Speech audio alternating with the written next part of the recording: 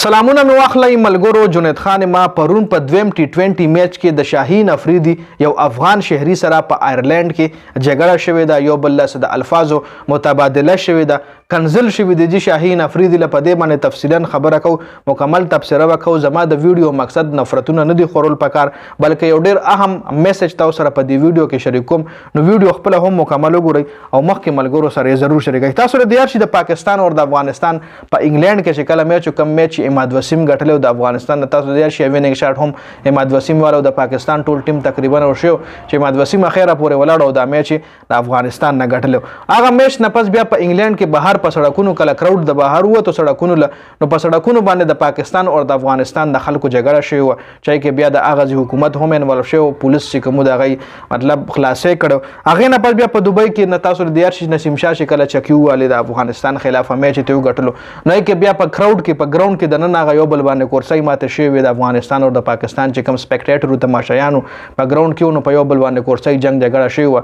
چې ډېر بیډ امپریشن غورځول، یو ډېر غلط اثر چې کوم دیغه پریوته په انګلند کې هم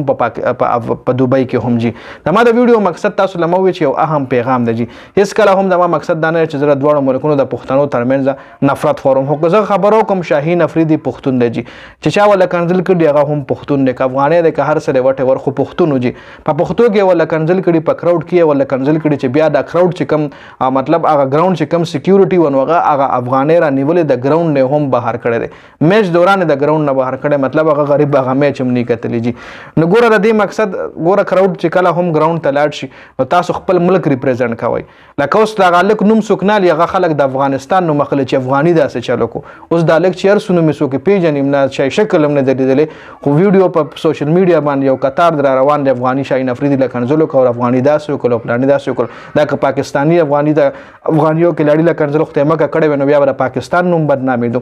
نو ټول کام ور سره شرمېږي، ټول ملک ور سره بیا شرمېږي. او بیا کچره افغان اکثر موږ میسجو کې په دې پیج باندې یا د مخ خپل هم ملګری دي ای وای چې مونږ خو پښتانه خو وخت رضوان مو خو وخت شاهین افریدي مو خو وخت دا پښتانه کې لړیان خو زمون خو وخت کې زمون وای نه دي خو نو پنجابیان نه دي خو زمون پنجابیان سره نه لګي. نو دې ځکه شاهین افریدي خو پښتون نو دغه الګ چې کم کنزل کړي دي دله کم اس کم کنزل نو په کار شاهین افریدي لا پر ډګ ګراوند کې د تماشایانو تر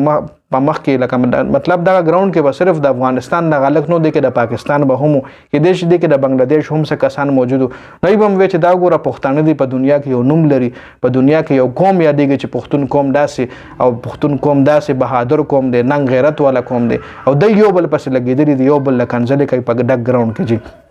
نو په کار چې کوم افغانیو هم کړي سو کوم واټه ورځي پیژنم نو نه تصویر شرط ما خل راغله دي که تصویر راغله مونږ ما داغه تصویر ځان سره په ویډیو کې نه لګول خو نه دی کول په کار ټول یو پښتانه یو او بیا یو پښتون نه دی په کار چې را پاسې د بل پښتون بیزتی کوي یو بل پښتون لکنزل کوي. نو مکه وای دا سه هیڅ کله هم نفرتونه مخوروي. دا کرکټ ته جو کرکټ چې کوم نه د امن لوبه ده، کرکټ سره د مینا زیاتیږي، دا